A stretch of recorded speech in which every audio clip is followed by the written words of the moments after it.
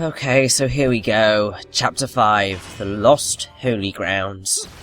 Now, as I was saying kind of in the last part, Chapter 5 is probably one of the most difficult chapters in the game. The reason for this being is that it's so long. Where the hell am I? I'd better have got frequent flyer miles for that flight.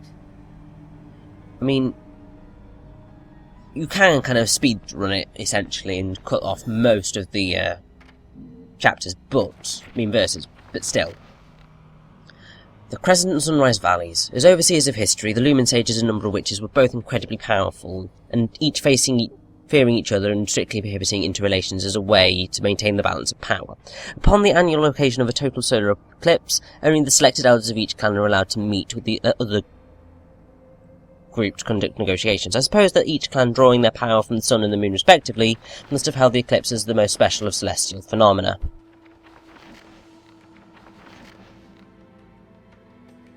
The two clans, inexorably linked but opposed like positive and negative, solidified this relationship in their interconnected mountain hideaways, the Witches' Sanctuary of Crescent Valley and the Sages' Sacred Sunrise Valley.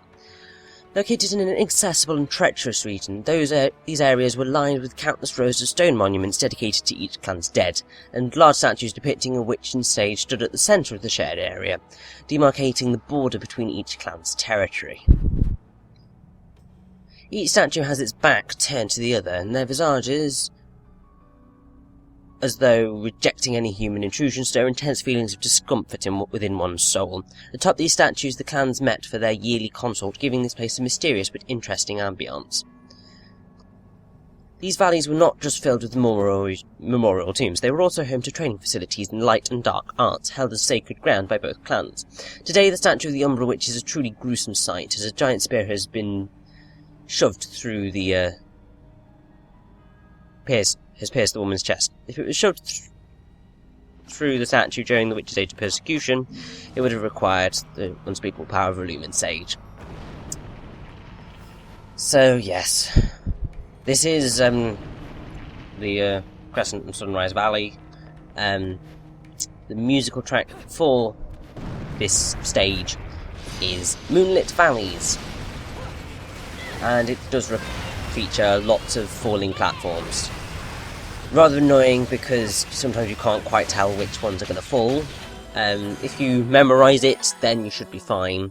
But I'm not that good at memorising, unfortunately. Now, there's a reason I'm taking off the Gaze of Despair there. It's because we are about to face off against two of the most annoying enemies in the game.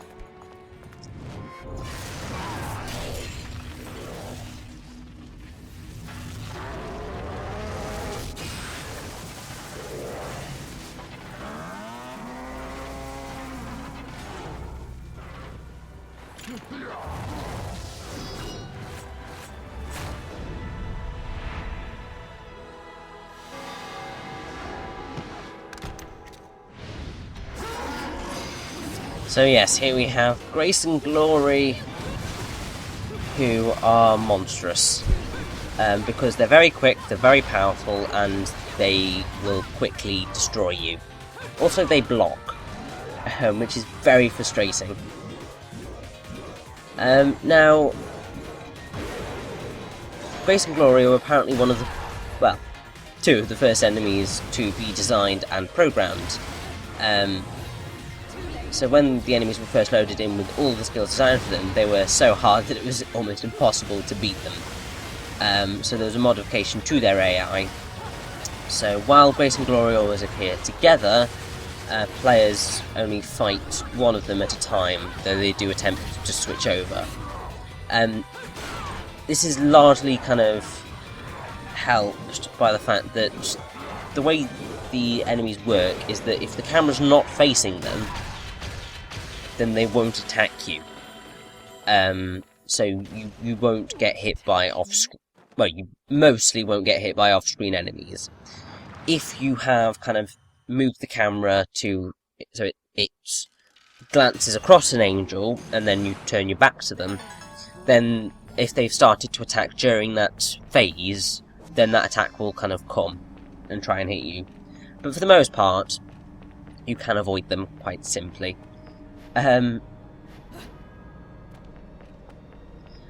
Now, apparently the two best weapons for fighting Grace and Glory are the Onyx Roses, because you can more easily stagger Grace and Glory, and also a weapon that we will be getting a little bit later on, which allows you to freeze the enemies. Well, freeze Grace and Glory, which is very, very helpful. And here we have another use Witch Time Alfheim. If I recall correctly, this one's a bit of a pain. Essentially, that is the kind of overarching thing of this chapter, is that there's lots of verses, and they are all kind of, well, a lot of them are rather challenging. There's also a lot of Alfheims all over the place, so you've got to be very careful.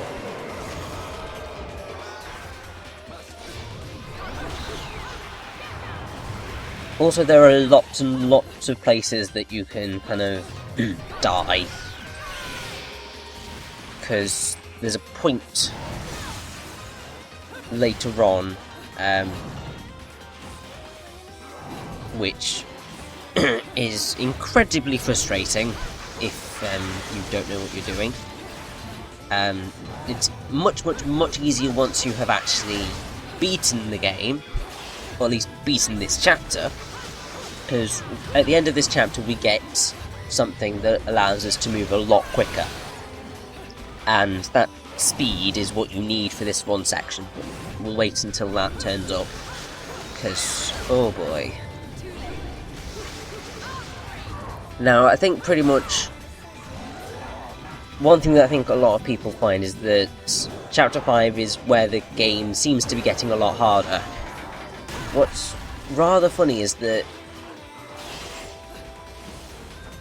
it kind of gets a little bit easier after this chapter. This chapter is the annoying chapter in the game, essentially.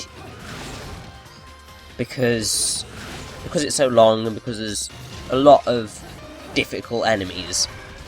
So you meet, I can't remember whether you meet Grace and Glory multiple times. I mean, obviously you've met them twice now, but I can't remember how many other times they appear throughout the chapter.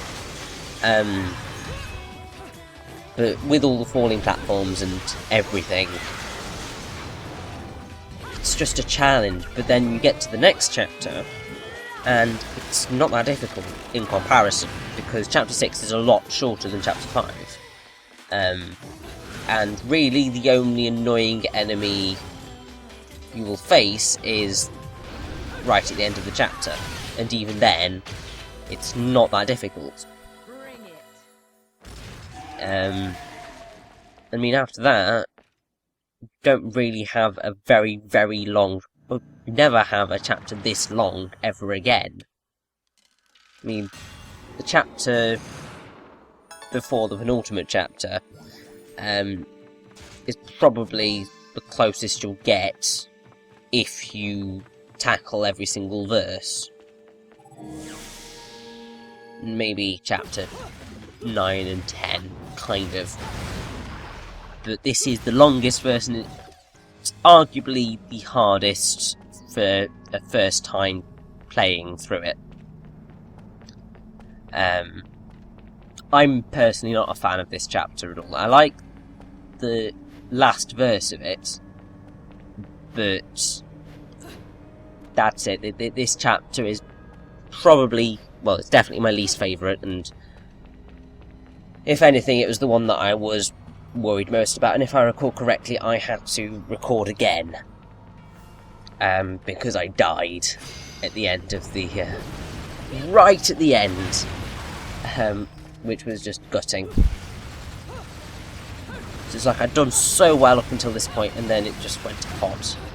Now you're going to want to keep moving, because if I recall correctly, these platforms do completely fall. and if you stay on them, you will die. Now, if you're trying to get the platinum, you don't want that to happen, so avoid it at all My costs. lipstick.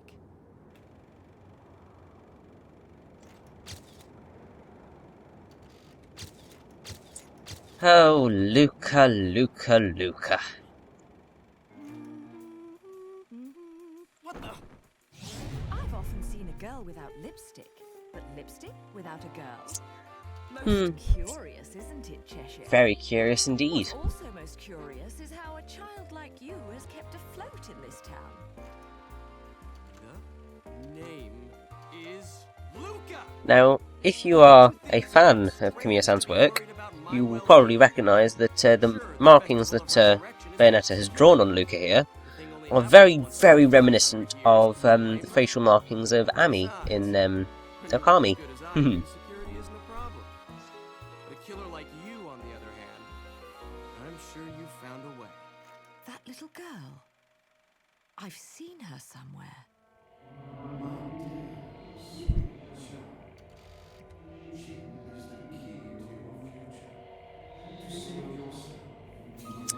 I have to say, I'm liking this phone call. It's very helpful, the finger phone Hey, call. don't go It's just freaking useful. out on me. We both know you came here for something.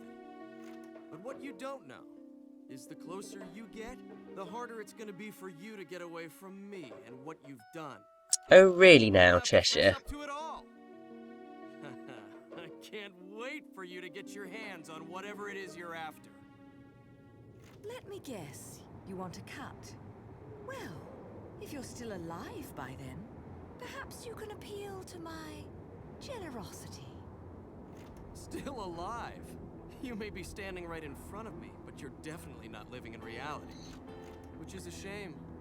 Well, considering what's happening in this game, it's kind of a bit hard to live in reality, to be All I honest. see when I look at you, the real you, is the truth. The truth is, you killed my father. I don't care who believes me. They can't reject the truth. The truth will set me free from your black stain on my life. The truth will allow me to expose you to the world. Then, I'll have won. And I'll do it without stooping to your level. Because I'm not a heartless witch like you. Whoa, whoa! What are you gonna do? Kill me in plain sight? Go ahead. It would only prove everything I've said about you. Well, that and sadden the hearts of a number of young ladies. Claire, and Trish, and Sylvia, and Amy. Oh, you don't want to piss her off, let me tell you. Hell hath no fury.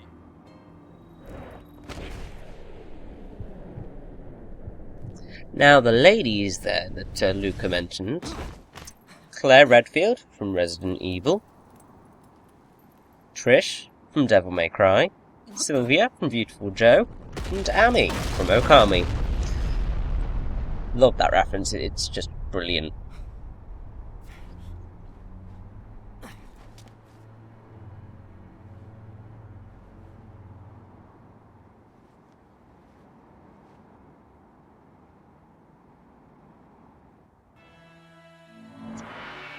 And here we have another enemy.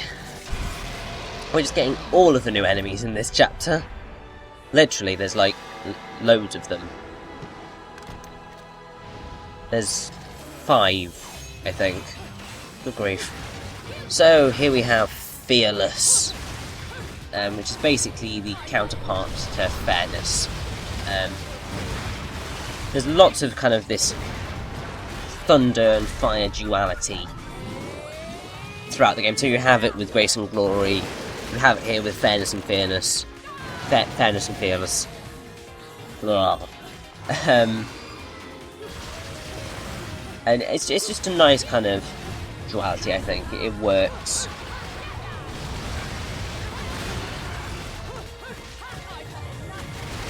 Although I will say that this verse is slightly a pain, largely because Fearless can be evil And the fact that you've got a fairness to deal with as well, it's just a little bit painful. Also the fact that you have the angels before the fairness and fearless fight, and you have some angels after the fairness and fearless fight, on collapsing platforms, and you are going to want to run and get across. I know that meant that I only got a gold, but to be perfectly honest, I would rather get a gold than die.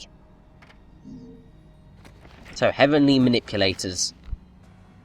The Umbra Witch's sacred Crescent Valley is said to contain enormous relics harkening back to the valley's place as a training ground in the witch's supernatural magical arts. The long bridge that snakes between the cavernous ravines of the valley, stone circles hinting at celestial principles, training chambers where death was waged in hopes of polishing one's skills in life. All of these are depicted in the tattered records I have obtained. I know not if they ever truly existed, however the magnificent appearance of the witch statue in the distance seems to indicate that the legends passed down through history are in fact real. Amongst these numerous artifacts, the most mysterious are those known as Heavenly Manipulators. I've already described how the Umbra Witches drew their power from the darkness and the Luminators from the light. However, I have not mentioned how these powers were at their greatest during full moon or at the peak of the sun's ascent. The two groups created the Heavenly Manipulators to affect the movement of the moon and the sun, and these devices played a role in the clan's most important of ceremonial rites. If stories are to be believed, the clans could affect even the ways of the cosmos at their will. The powers of the witch and sage were not common knowledge, although as overseers of history one could imagine that they must have had appropriately powerful abilities, making their ultimate destruction an even more ironic end. It's quite sad, really. So let's move this Heavenly Manipulator.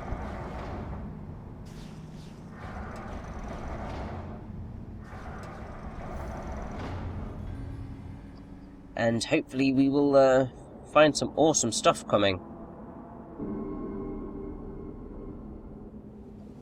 So we have this wonderful thing. So essentially what we have to do is run up it, and then we fly! It's quite cool, and it requires a lot of kind of smashing into enemies. You're going to want to do this because it does kind of add points to your score, so make sure you do that.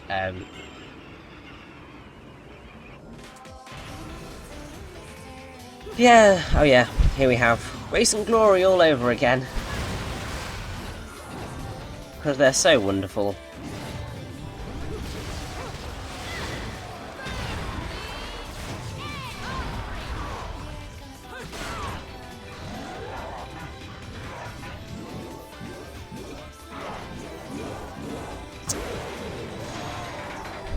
Now, that Umbran resting place is going to be taunting me for a little while, because unfortunately we have to get through this verse, which is also rather difficult.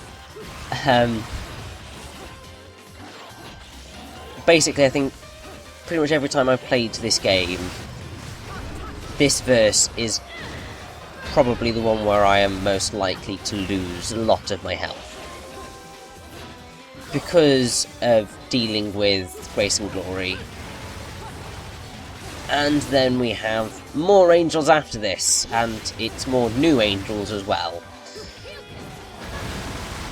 This is just a really hard level, no doubt about it. But I think it's kind of, if you can push on through this chapter, then you're kind of set for the rest of the game, really, because other than one verse in, I believe it's chapter 10, and some enemies that you only need to face once. Yeah, you only physically need to face them once, but you can choose to face them multiple times.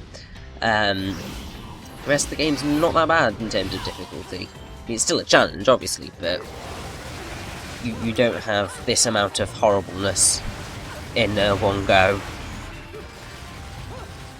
Because here we have the harmonies, which are a little bit erratic, not nearly as erratic as Grace and Glory, but there's generally quite a lot of them at once, and they're in pain. And oh yes, we get a wonderful, wonderful chainsaw, which is the only demon arm in the game. The reason I'm calling it demon arm is because you get to keep it afterwards, which is the only thing that you get after facing or using a torture attack.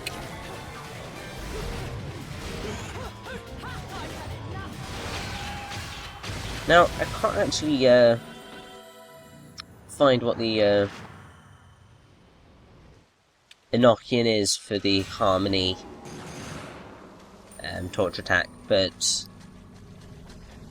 oh dear, that was a very, very poor showing for a chap's for a verse. Oh dear. But there we go, let's get this Umbran resting place. And another broken witch heart. Which is very helpful and very necessary, I think. And here we have some wind monster thingies. Don't think they have a name anywhere. So it's just wind gusts with eyes, essentially. But they're annoying, so do try and avoid them. And then just off here we have another Umbran resting place with a broken moon pearl. And another Antonio's notes.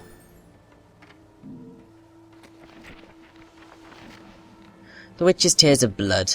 Beginning in the 15th century, the whole of Europe has been swept by a madness, a tragic event unprecedented in the whole of human history, the witch hunts. As a result, the dark clan of Umbral witches were wiped from the pages of history forever. Working at the behest of the powers that be, and making use of their ancient magical arts, the witches watched over the passage of time within the human world, or at least they did, until suddenly being swept up in waves of persecution and finally crumbling away under the pressure of the people's harsh recriminations.